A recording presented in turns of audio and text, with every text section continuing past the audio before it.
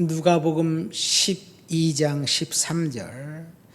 무리 중에 한 사람이 이르되 선생님, 내 형을 명하여 유산을 나와 나누게 하소서 하니, 이르시되 이 사람아, 누가 나를 너희의 재판장이나 물건 나누는 자로 세웠느냐 하시고, 그들에게 이르시되 삼가 모든 탐심을 물리치라. 사람의 생명이 그 소유에 넉넉한 데 있지 아니하니라 하시고, 또 비유로 그들에게 말하여 이르시되 한 부자가 그 밭에 수출이 풍성하매 심중에 생각하여 이르되 내가 곡식 쌓아둘 것이 없으니 어찌할까 하고, 또 이르되 내가 이렇게 하리라. 내 곳간을 헐고 더 크게 짓고 내 모든 곡식과 물건을 거기 쌓아두리라.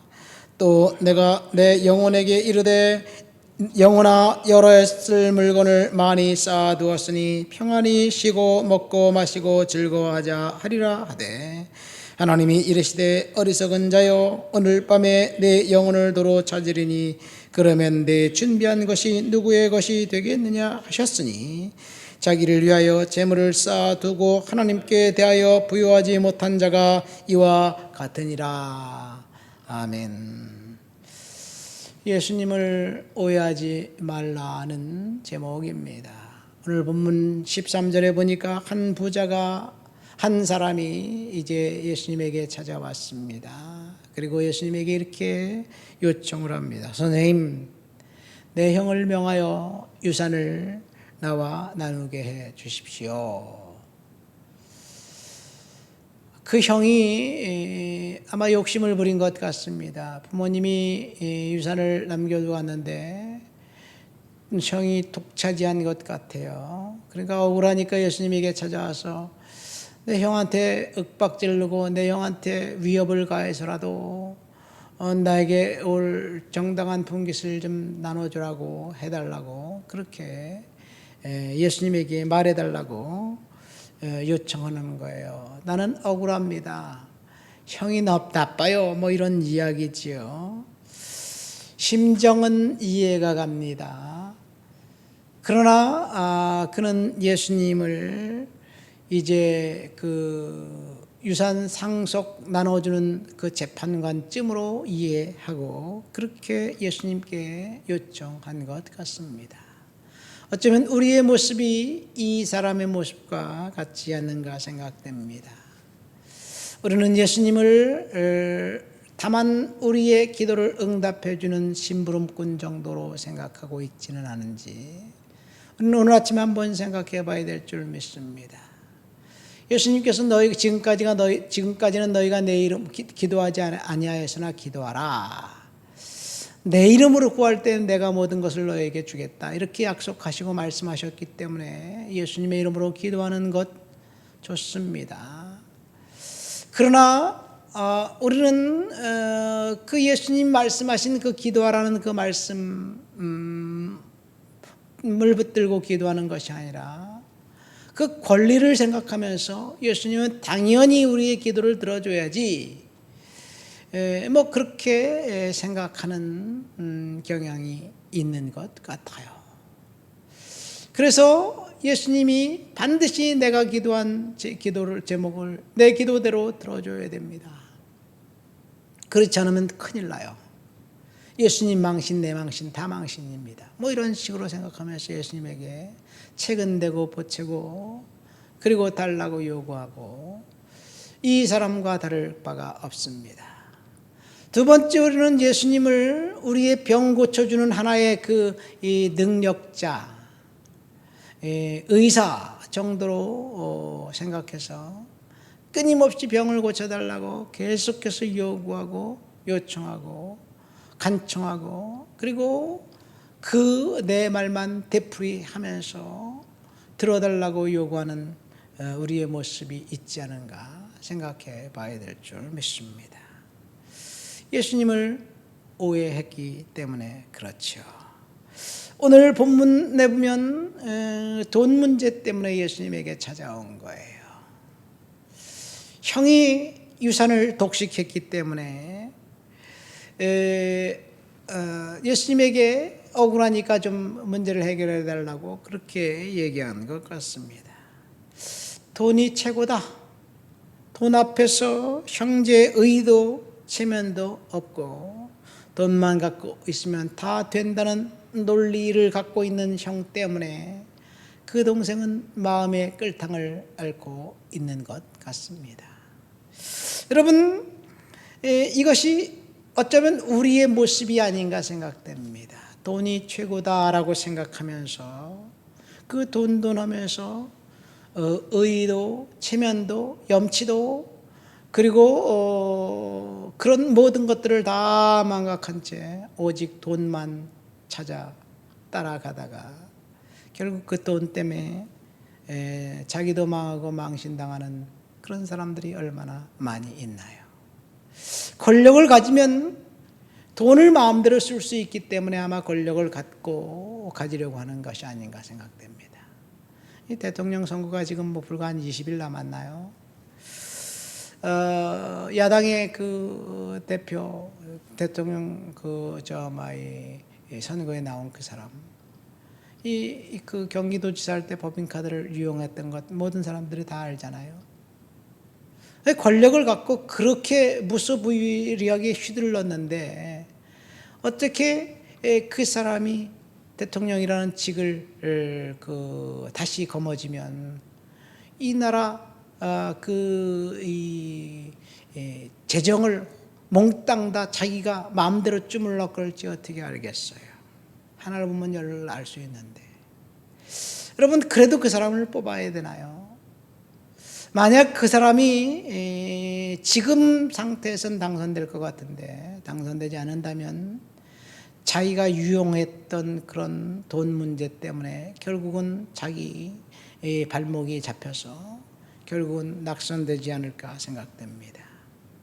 이것이 돈이 우리에게 매력을 주는 물질이지만 또 돈이 우리를 구렁텅이에 빠뜨릴 수밖에 없다는 이야기죠. 제가 이 본문을 설교를 준비하면서 옛날 몇 년 전, 한 십몇 년 전에 써놨던 설교 노트를 한번 들춰봤어요. 거기 보니까 그런 얘기가 있어요. 몇 년 전 그때 당시 신문에 나와 있던 기사예요. 두 형제가 어머니가 돌아가시면서 통장에 남은 돈 때문에 다툼이 시작했어요. 그러니까 동생이 형 우리 정확하게 반씩 나눠 갔죠. 그랬더니 형이 뭐야? 너 정신이 있냐? 이걸 반씩 나눠 갖자고? 그리고 동생을 퉁명스럽게 쏴붙이고 그리고 동생을 때렸어요. 다 큰 사람이 맞는다고. 어렸을 땐 형이 때리면 심에 눌려갖고 그냥 울고 끝나지만 나이를 먹으면 그러겠어요. 싸움이 났고 경찰에 결국 신고해서 경찰에 출동했어요. 알고 봤더니 통장에 74만 원 있었던 거예요. 그래서 둘이 싸워가지고 벌금이 74만 원보다 더 많이 나왔어. 참, 돈이 많고 적금의 문제가 아니라 사람이 욕심이 한이 없나 봅니다. 돈이 많다면 욕심을 부리지 않을까요? 돈이 많다면 또 거기에 맞춰서 돈 하면서 돌아버리는 게 세상 이치가 아닌가 생각됩니다. 하나님께서 우리들의 그 돈 사용한 것, 시간 사용한 것 반드시 심판하실 거예요. 이 달란트 비유, 문화 비유를 보면 우리에게 맡겨주신 돈은 우리 게 아니에요. 하나님이 잠시 보관해 두라고 우리에게 맡겨주신 거예요. 네가 그 돈 보관하고 관리를 잘했냐? 그러면 잘했다. 잘못했냐? 그럼 넌 심판이다. 그거예요. 그러니까 돈을 하나님이 우리에게 맡겨주신 그 돈을 내 것처럼 나만 위해서 범죄한 데 쓰고 죄 짓는 데 쓰고 그 다음에 욕심 부리는 데 쓰고 그렇다면 분명히 하나님께서 심판하실 줄 믿습니다. 본문을 보십시오. 주님께 이 사람의 요청, 그 사람이 돈을 나눠주도록 해달라고 유산을 정당하게 반씩 나눠 갖게 해달라고 요청했는데 예수님은 그 문제에 대해서 단 한마디도 언급을 하지 않으면서 삼가 탐심을 물리쳐라. 이 이야기는 탐욕을 품고 있는 형을 책망한 것이 아니라 탐욕을 품고 예수님에게 찾아온 그 동생을 책망한 거예요.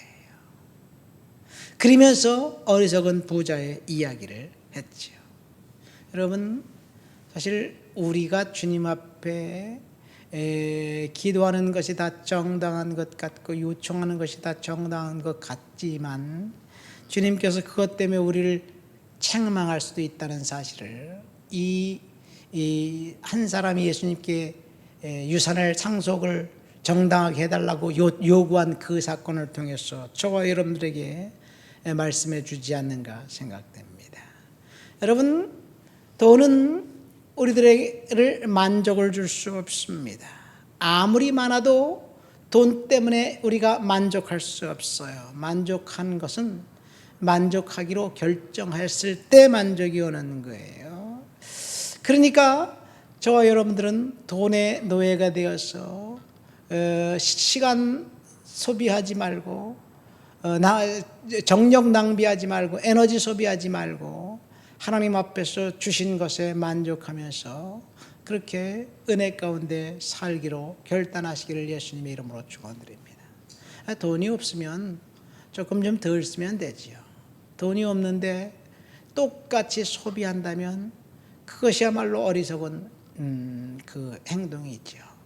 그러니까 우리가 돈을 하나님 앞에 달라고 요구하고 기도하기 전에 우리의 삶의 스타일을 지금 있는 상황에서 맞추는 것, 그것이 오히려 더 지혜롭고 현명한 방법이 아닌가 생각됩니다.